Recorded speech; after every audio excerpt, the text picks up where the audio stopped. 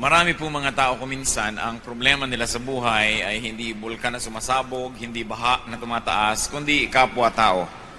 Some people in our world can be very irritating. In fact, some can be very vexing that they destroy your sense of peace and well-being.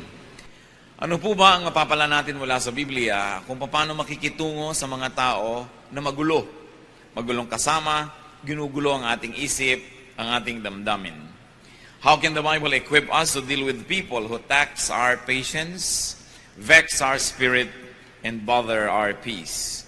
Sabi po sa 2 Timothy 3:16-17, all Scripture is God-breathed and is useful for teaching, rebuking, correcting, and training in righteousness, so that the man of God may be thoroughly equipped for every good work. So ang salita ng Diyos ay sapat upang tayo turuan, ituwid, bigyan ng liwanag, at bigyan ng gabay sa lahat ng bahagi ng ating buhay. Sa Bible tayo kukuha ng karunungan kung paano makikitungo sa mga taong pampagulo sa ating buhay, how to deal with irritants. Yan ang pamagat ng ating pag-aaral. Salamat Amang Diyos dahil kami ay meron pang buhay sa araw na ito. Pinahiram mo pa kami na isang araw na buhay. Binigyan mo kami na ikakabuhay. At binigyan mo pa kami kuminsan ng mga magagandang nalalasap sa buhay na ito. Patawarin niyo po kami sa aming mga kasalanan, Ama. Lumalapit kami sa ngalan ng aming Panginoong Jesus, ang aming tagapagligtas, ang iyong anak, na iyong isinugo upang kami ay bigyan ng liwanag. Turuan niyo kami, Panginoon, na sa inyong salita na tinipon, na preserve at ngayon aming pinag-aaralan, makahanap kami ng karunungan how to deal with vexing people, with people who can irritate us and take away our peace. Lead us, Father. At nawa sa amin mong pag-aaral ay makakita kami ng mga application. Bigyan mo kami, Panginoon, ng karunungan na bigyan ng personal application ang mga pag-aaral na ito. Be with us, O God. Let your Spirit reside in our hearts. Teach us to obey you. Teach us to be like your Son, Jesus. Father, we commit our study to you, asking you to protect us from all evil men and from all evil spirits. Lahat, Panginoon, ng mga masasamang espiritu, malilisyosong mga tao na nagbabalak ng masama laban sa iyong mga anak, na ngayon nagtitipon upang kayo sambahin, biguin ninyo, tapunan ng inyong liwanag, Panginoon, at tupukin ang kanilang mga masasamang balak laban sa iyong mga anak. We hide in the shadow of your love. We hide under the wings of your protection, O Father in heaven. Lead us, teach us.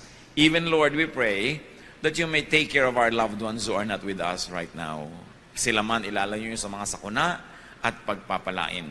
Sa ngalan ng Panginoong Hesus, ito pong aming dalangin. Amen. How to deal with irritants. Piliin po natin kung alin sa mga puntong ito ang bagay na i-apply natin sa buhay, kung sino ang dapat na pag-applyan ito at kung paano. How do you deal with irritating people? Yung mga tao na ang inyong tahimik na pag-isip ay ginugulo, ang inyong direksyon ay inililigaw, mga tao na pagka pumapasok sa inyong buhay ay nawawalan kayo ng saya, ng sigla, at nagkakaroon kayo ng gulo. Avoid them. Napakahalaga na iwasan ang ganitong mga tao.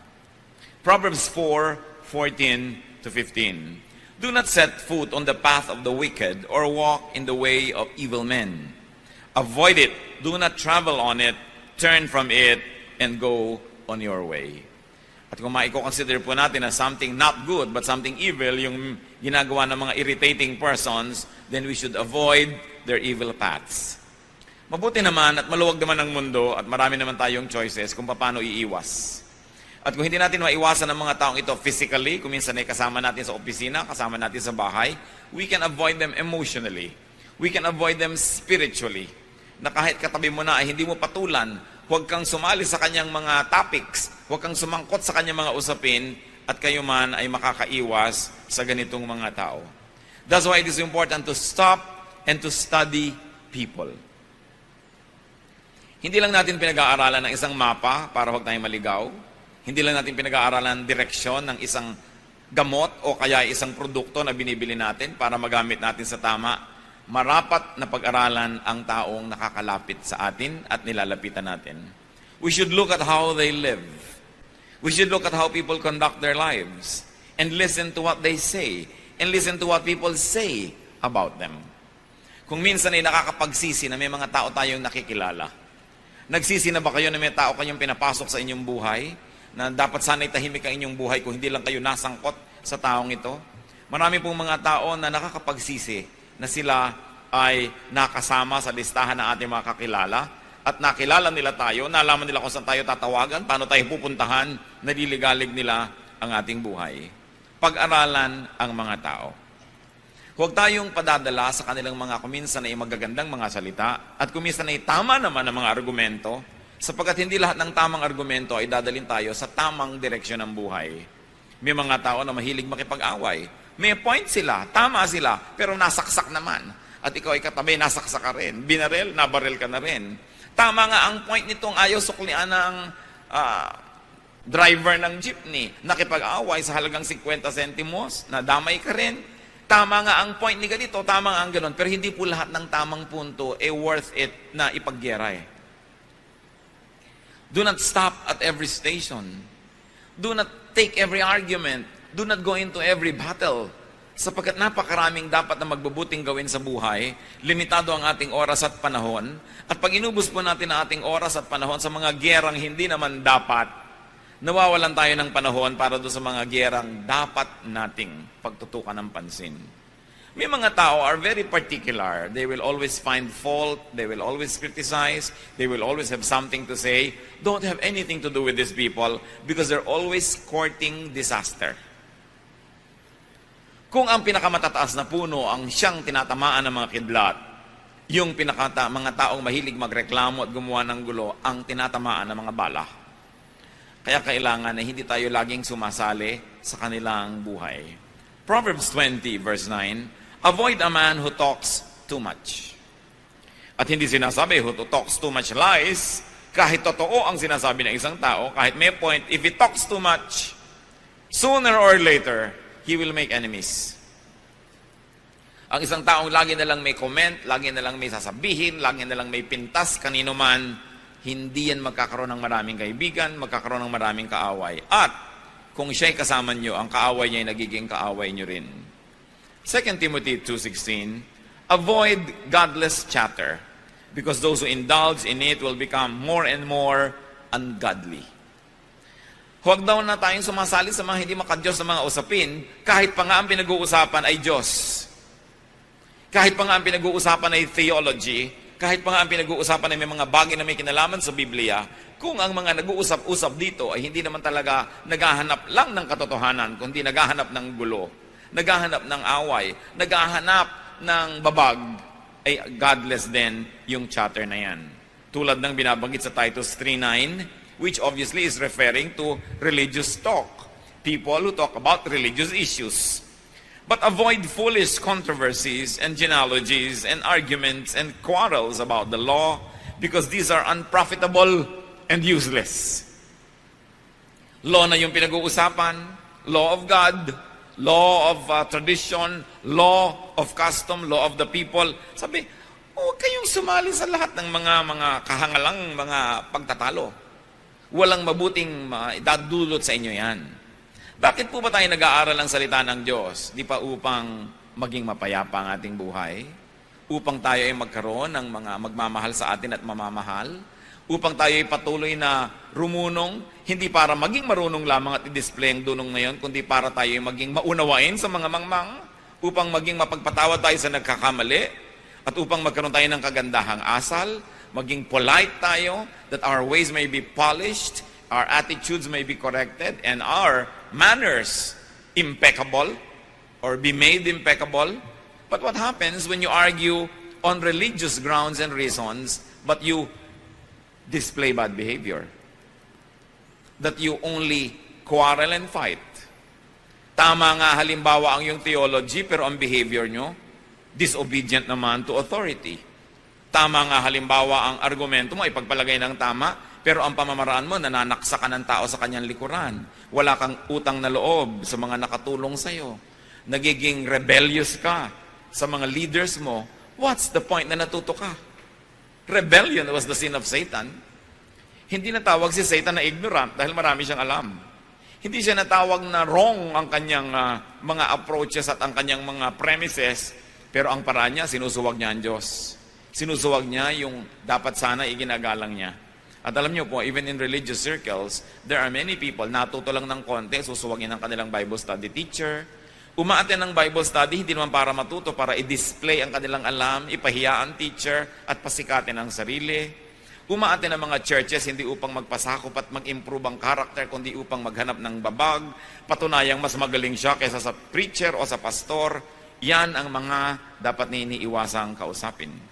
Avoid foolish controversies. Hindi sapat na mayroong magandang argumento, pinag-uusapan, saan ito uuwi? Saan pupunta ang usapang ito? Magkakagulo ba ang mundo? Mag-aaway-away ang mga tao? Masisira ang mga magagandang relasyon? Even Paul said, our knowledge is imperfect and our prophecy is imperfect. Paano mo aawayin ng isang tao sa kanyang paniniwala kahapon? Maaaring ang paniwala niya ay mag-improve at maiba next week. Paano mo aawayin ng isang tao sa theology niya last month o last year? Sapagkat yung theology na yun ay dynamic, patuloy na, nahahasa, patuloy na fine-tune. Sabi ni Paul, our knowledge is imperfect and our prophecy is imperfect. But when the perfect comes, the imperfect will pass away. So bakit mo gegerahin yung imperfect kung imperfect man yon? Dahil kaya perfect ka at siya imperfect, kaya gusto mo siyang awayin? Kaya sabi, iwasan ninyo ang ganitong uri ng mga pakikipagtalo, mga pagdedebate tungkol sa salita ng Diyos, tungkol sa Biblia, tungkol sa mga doktrina, sapagkat napakaigsi ng buhay ng tao.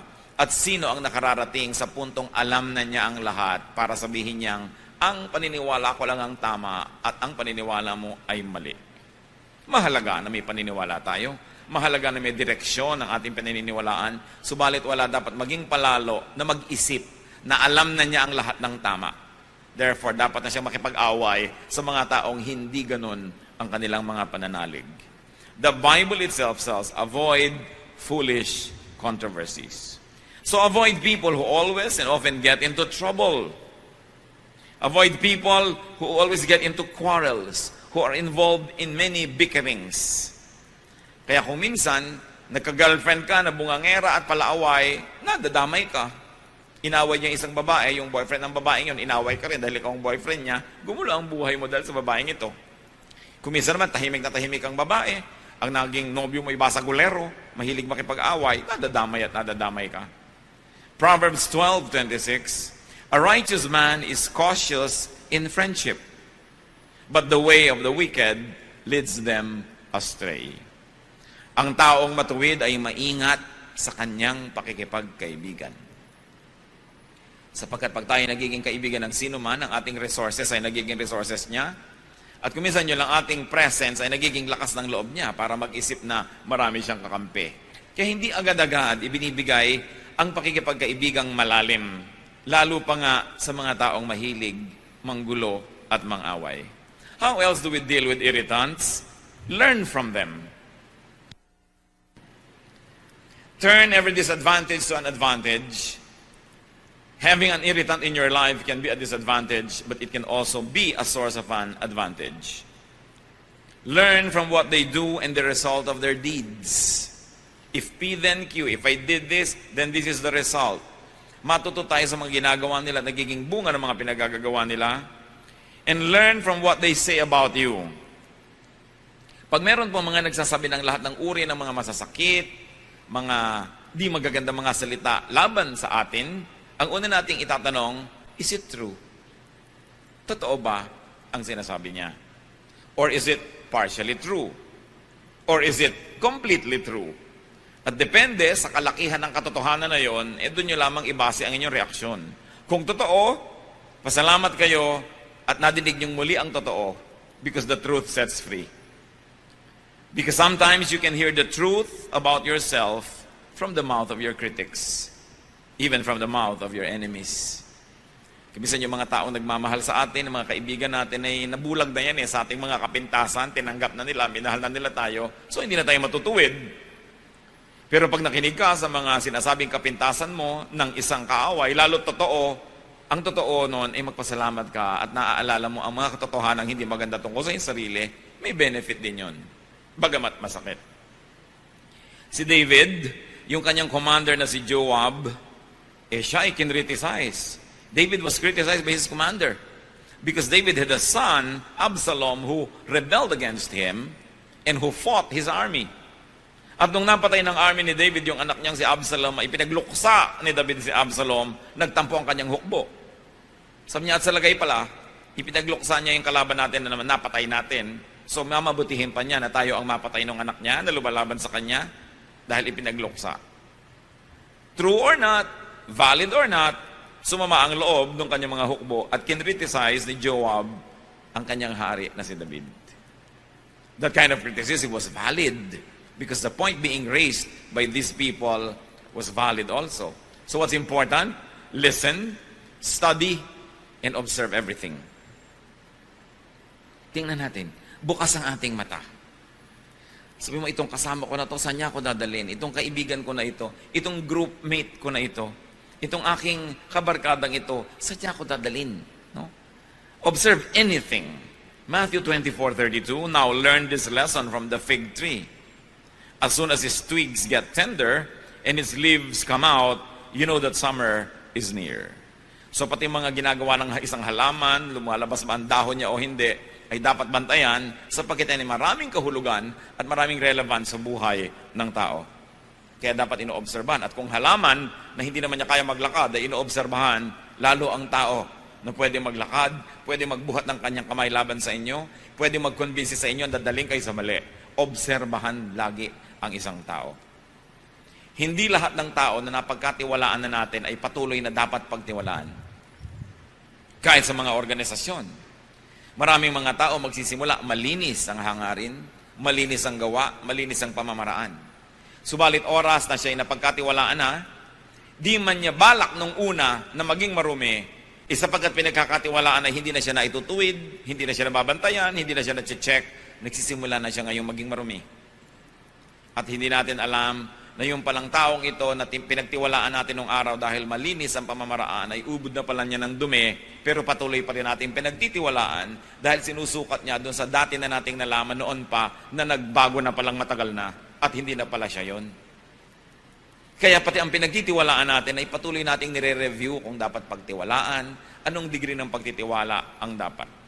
Kaya nakikita niyo kung minsan yung mga corruption sa mga opisina, corruption sa mga pamahalaan, corruption sa negosyo, corruption kahit saan. Nung una, wala naman eh. Nagtiwala ka na ng tiwala sa iyong katiwala, yung pala naging katiwaldas na. Nagkatiwala ka na ng tiwala sa inyong bantay, naging bantay sa lakay na pala ito. Sapagkat ang tao ay pwede magbago. At ang isang nakakalungkot, pati ang Diyos, nung tinignan niya ang mundo, nung pamansimula sa Genesis, ay nalungkot siya. Sabi niya, ba't nga ba ang mga taong ito ay nalikha pa? Wala na silang alam, wala na silang inimbento, kundi mga kaguluhan at mga kasalanan at mga karumihan. Bata man at hindi nyo bantayan ng lagi, sa unay tama ang ginagawa niyan, pero pag nalaman niya hindi nyo binabantayan at may ginagawa siyang isang kabalbalan, tapos hindi siya naitutuwid at napapalo, gagawin niya ng gagawin hanggang palalayan ng palala. Isa mang kahera na hindi ino-audit, sa unang araw ay malinis, sa pangalang araw, sa pangatlong araw, pag nakakasampung araw na yun, o 10 buwan na hindi ino-audit, ang dami na pala niyang na ginagawang hokus-pokus, debit, credit, kupit ang nangyayari. Kaya ang mga tao, mga kapatid, lagi nating chinecheck. Kahit asawa, okay, naniwala na ako nang naniwala sa kanyang pasya dahil ang track record laging tama. Pero ito bang magiging pasya na niya na ito ay tama? Dapat ko pa rin reviewin. Hindi tayo dapat na mawalan ng pagbabantay. Because the devil prowls around like a roaring lion seeking someone to devour. Nag-aantay ng pagkakataon. Tatandaan natin, ang mga problema ay hindi laging nandun sa simula. Subalit sa ating pagwawalang bahala, lumalaki ang mga yon. So review, what is the effect on you of the people around you? Anong effect ng inyong kaibigan, ng inyong kabarkada, ng inyong mahal sa buhay? Proverbs 24:32, I applied my heart to what I observed and learned a lesson from what I saw. Kumisan ang nakakalungkot. Maraming mga tao habang sila ay nasa poder ng magulang, ang dami nilang reklamo tungkol sa kanilang magulang. Hindi sila natutuwa sa ugali ng magulang nila.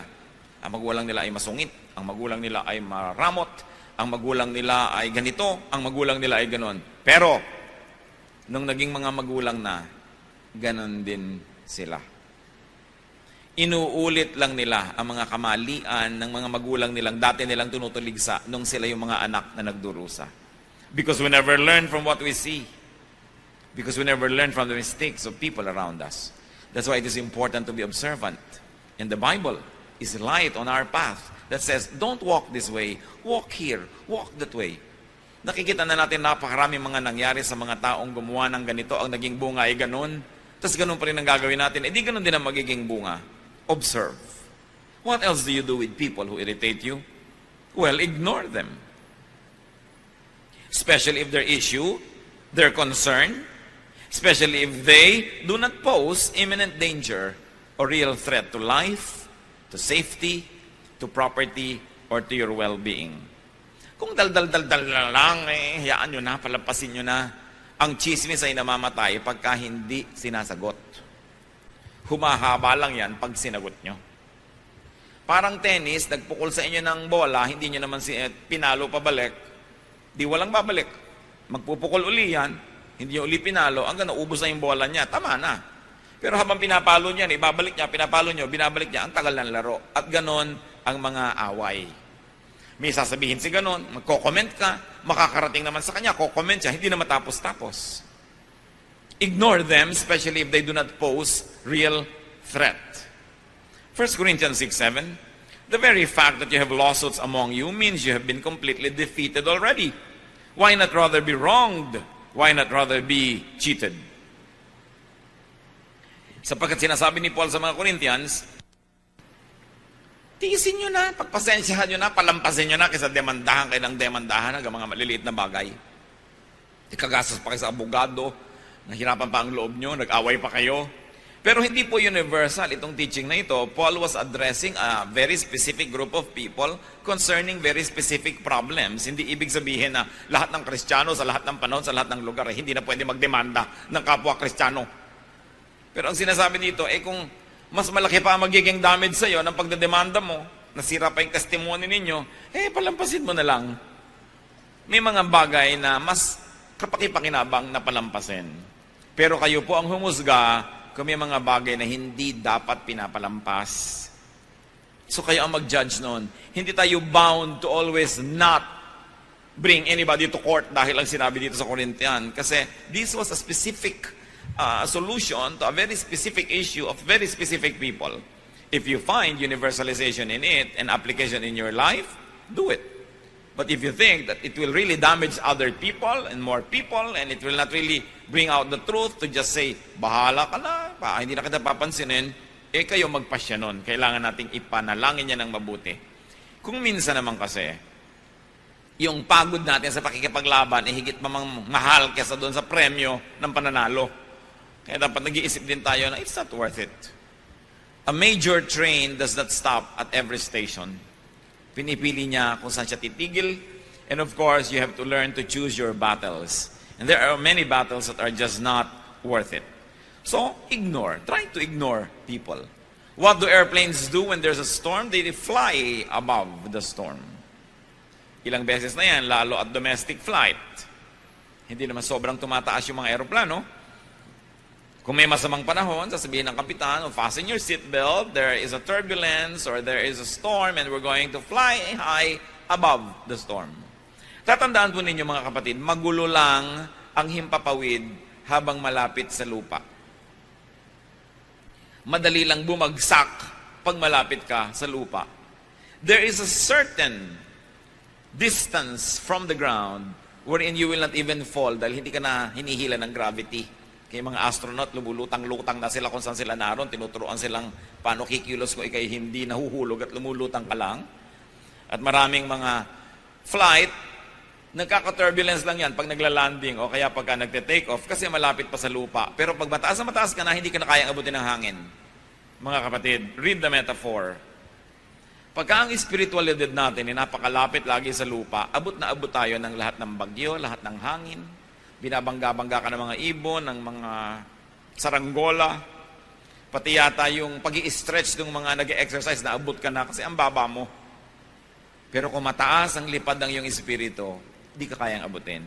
Hinahayaan mo lang sila sa babang magkagulo, tahimik ka at payapa.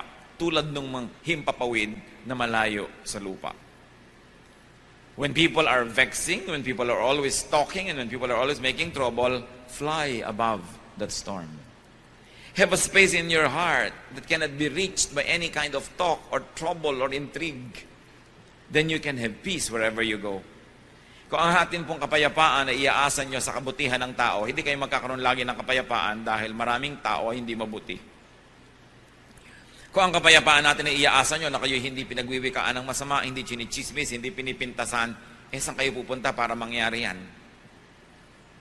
Pero kung ang inyong kapayapaan ay nakaasa sa inyong pananalig sa Diyos, sa inyong pagkakilala sa inyong sarili, at sa inyong marunong na pagpapasya na nagsasabing, hindi ako paaabot ng ganon-ganon na lamang, lalo sa tao lamang na ito, tahimik ang inyong kalooban. Peace is something that you have inside of you. You must never depend on other people to hand it to you on a silver platter because they want your head on that silver platter. Huwag tayong umasa dyan. Proverbs 20 verse 3, it is to a man's honor to avoid strife, but every fool is quick to quarrel. Ang mga mararangal daw na tao at karangal-rangal kung sila ay umiiwas sa gulo. Pero ang mga hangal daw, madaling makilala, laging naghahanap ng gulo. Naghahanap ng argumento. Naghahanap ng debate. Naghahanap ng mga pagkakataon para mapatunayang magaling sila, na meron silang alam. Pero, tandaan nyo po, ang mga karunungang espiritual, ang tunay na dulot niyan sa buhay ay kapayapaan, kababaang loob, kabutihan, kagandahan ng asal, hindi kagaspangan at hindi pagiging malaswa o kaya ay hindi pagiging taksil o kaya hindi pagiging walang utang na loob sa mga dapat tingnan at tanawan ng utang na loob. Yan ang karunungan ng mga hangal, gulo ang hinahanap. And even in religious circles, religious students or scholars or so-called theologians can also love to quarrel about teachings and ideas.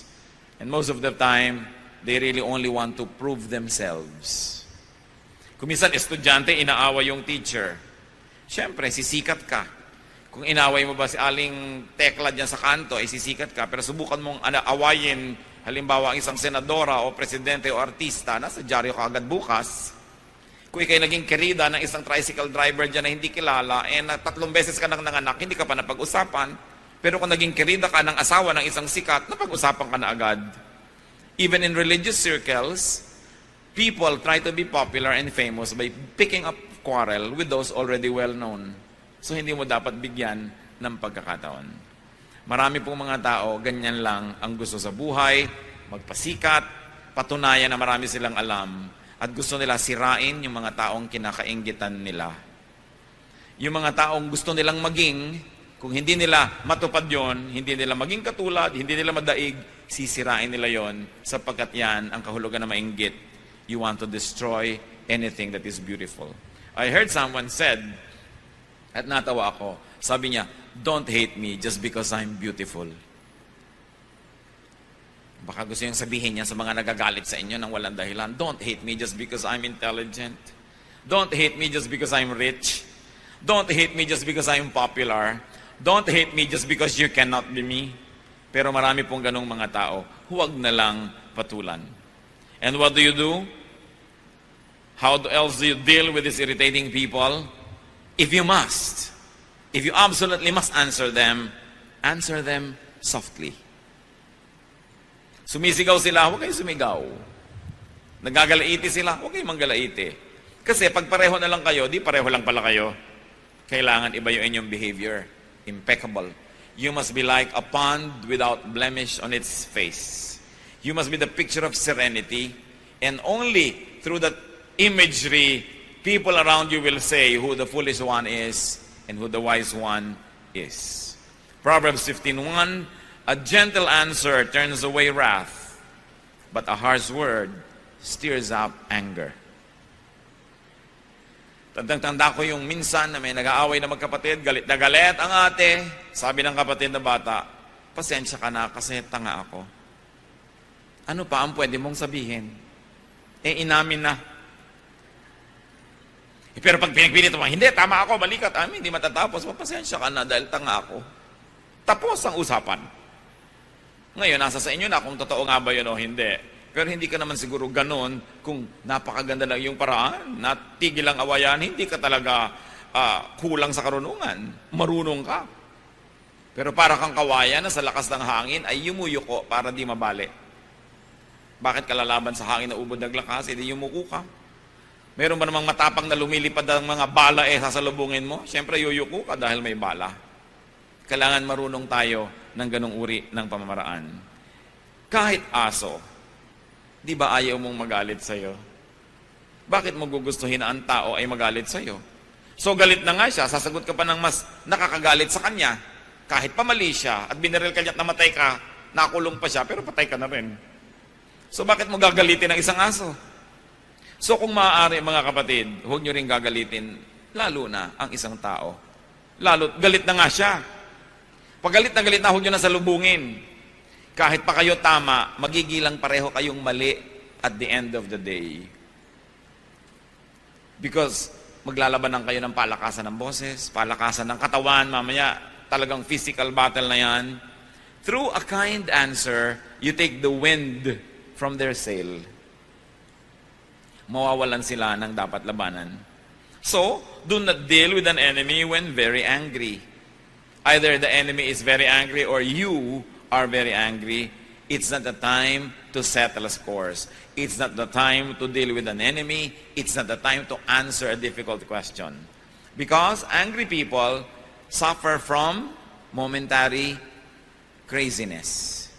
Nagkakaroon ng imbalance ang utak and people become at least temporarily insane when they are very mad. At masisira ang lahat ng ating diskarte. Pag galit na galit ang tao, huwag niyong harapin. Pag galit na galit kayo, huwag kayong humarap. Magpalipas ng panahon. Ecclesiastes 7:9, do not be quickly provoked in your spirit, for anger resides in the lap of fools. Yan daw, nakakandong sa mga hangal, yung pagka mainitin ang ulo, pagka magagalitin. Anger resides in the lap of fools. So a wise person will not be easily provoked. Pinoprovoke ka na nga, hindi mo pa pinapatulan. Because that is a measure of your very well-polished humanity and spirituality.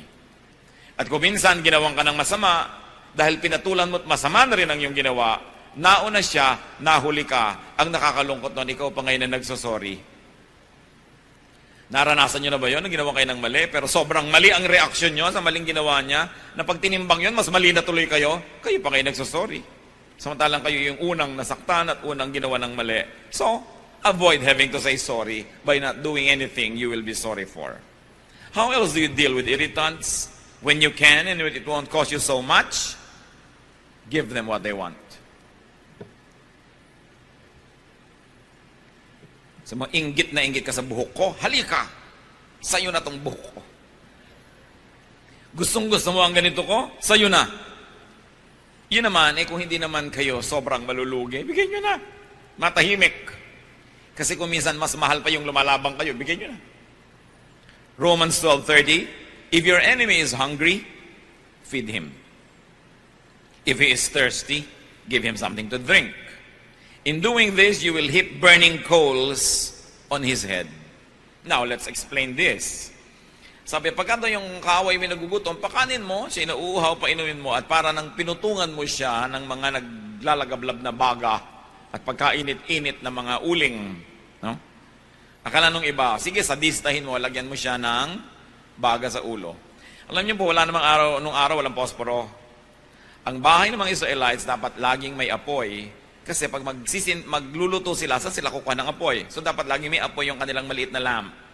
Okay? Kaya isang malaking kapintasan ng isang nanay ng tahanan na ang kanyang ilawan ay namatay dahil naubusan ng langes. Kaya ang description doon sa babae sa Proverbs 31, yung kahangahangang babae, her lamp does not go out at night. Diba?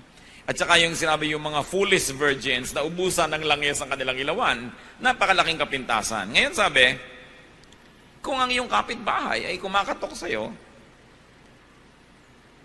nangihiram ng baga ng kalan mo, dahil yung kalan niya ay nanlamig na't namatay na, magluluto siya. Alam niyo naman kasing baga, hipan nyo lang yan, lagyan nyo ng mga kung ano-anong mga tuyong mga dahon-dahon, mag-aapoy na uli. Sabi, may kailangan pala siya, ibigay mo and you will heap burning coals on his head.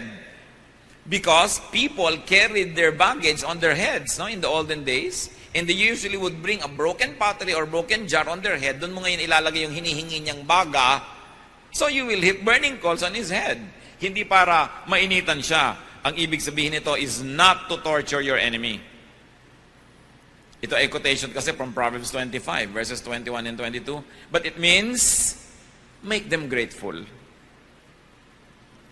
Okay, may kailangan siya. Ibigay mo.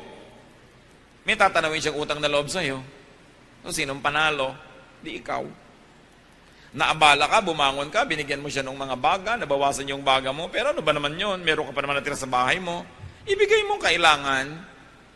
Sa isang matinong oras niya ng pag-iisip, matatanto rin niyang may utang na loob siya sa'yo. So, ibigay mo kung kaya mo rin lang ibigay. Pero pag-aralan nyo rin, kasi may mga tao na pag binigyan nyo ng kamao, kakainin hanggang sikon nyo. Merong ganon. Wala, kahit sa mga itinuturo natin ng mga ganito, nasa Bible verses, hindi ibig sabihin you will apply to everybody every time. Gagamitin nyo rin utak nyo kung kailan ko ba ito i-apply. Because may mga tao na hindi nyo dapat bigyan ng kahit ano dahil sasandal na sa inyo. Iaasa na ang buong buhay nila sa inyo. Minsan nyo lang tulungan ng pang-enroll isang SEM hanggang mag-PhD yan sa inyo nahihingi. No? May mga ganong klaseng tao, sinusuri nyo yan at pinag-uusapan natin ng general application ito sa general types of people.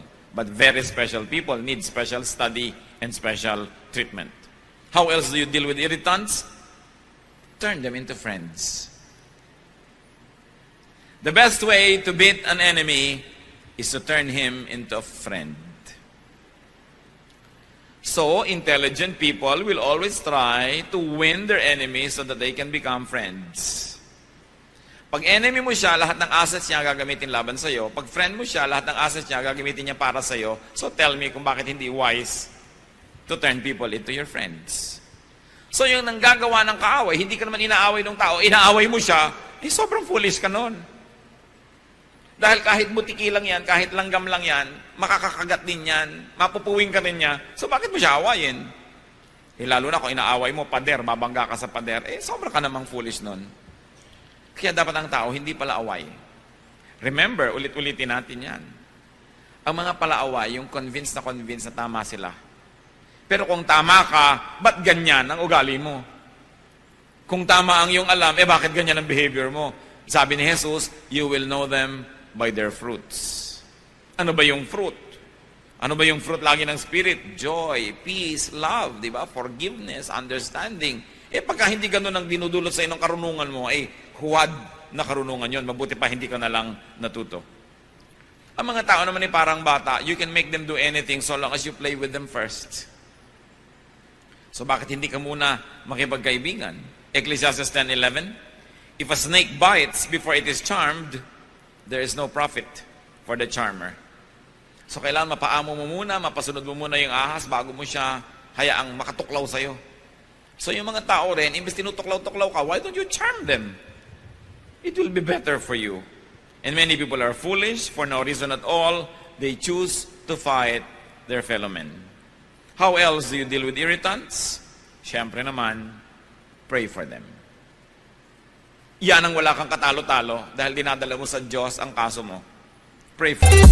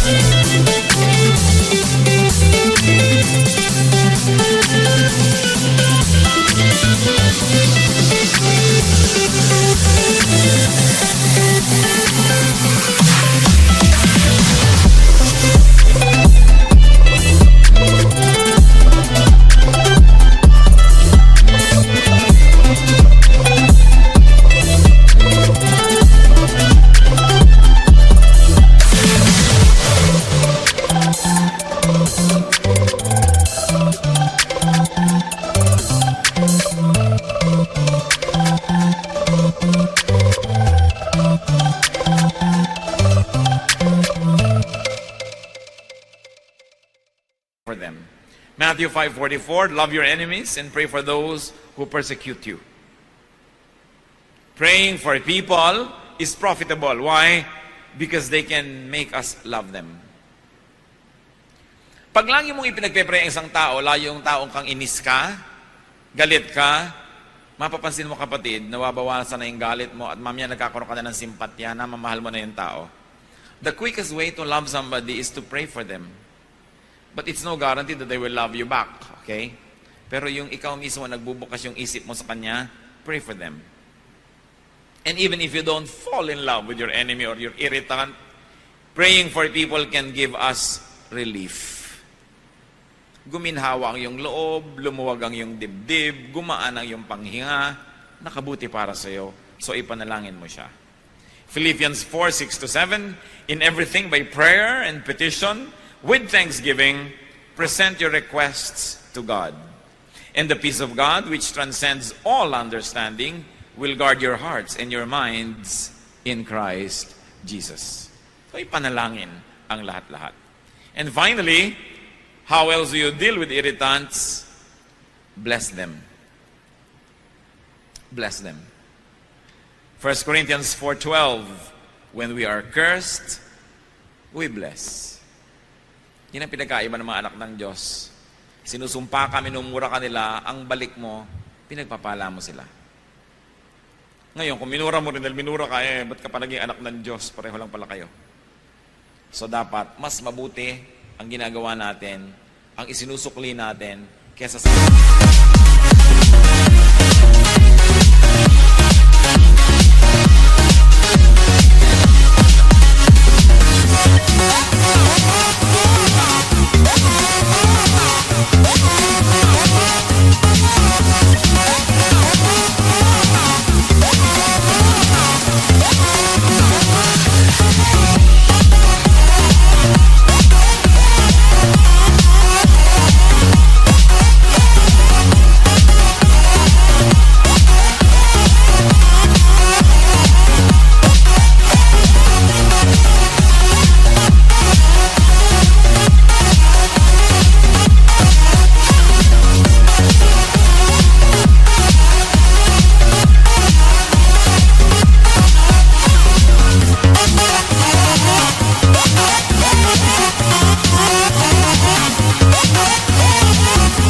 tinatanggap natin na ginagawa ng iba.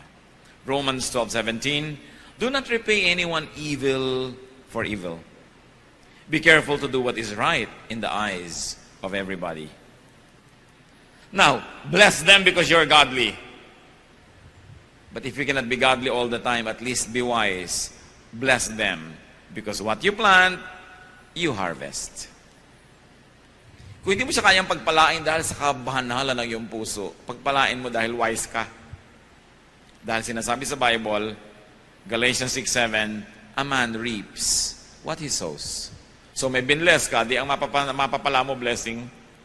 May inaway ka, may kinurse ka, di ang mapapala mo curse din. So be wise. Kaya ngayon ang aaway is a mark of foolishness. It's a mark of absolute foolishness.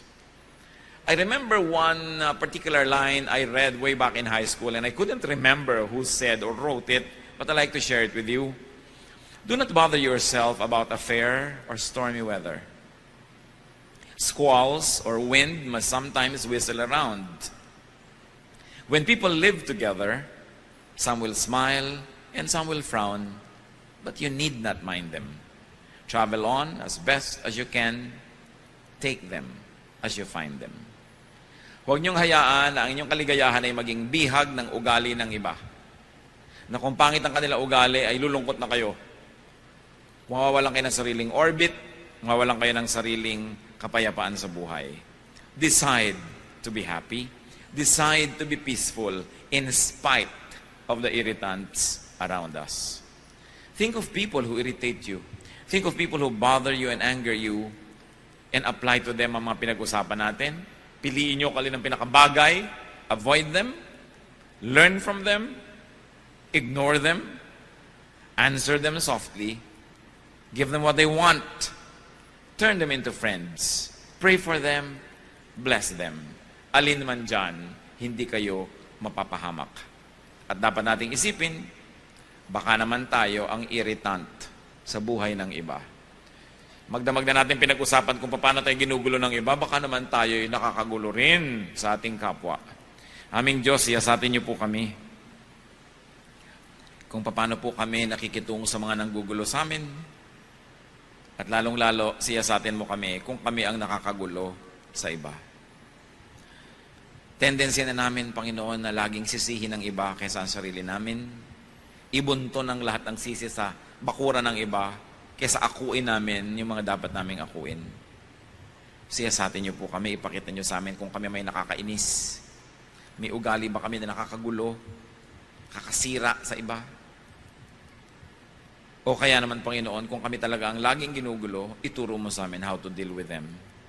Magbulay-bulay tayo, mga kapatid, yumuko sa presensya ng Diyos. Marapat na gawin ito yung nakakarinig tayo ng magagandang salita mula sa Biblia, ay yumuko, manalangin, humingi sa Diyos ng karunungan kung aanhin natin ang mga napagdidinig natin ito. Humingi sa Panginoong Diyos ng kakayahan na ito'y i-apply sa ating buhay at nawa sa tulong ng Espiritu ng Diyos, makita natin ang mas tahimik na buhay na hindi tayo nagpapagulo sa mga nanggugulo at tayo may hindi nanggugulo ng iba. Be with the Lord for a while. O Lord, bless your people as we ponder your word. May your Spirit reside in our hearts and teach us. Bless us, O God. People of God, be with the Lord for a while and be blessed as you share moments of silence with the Spirit of God.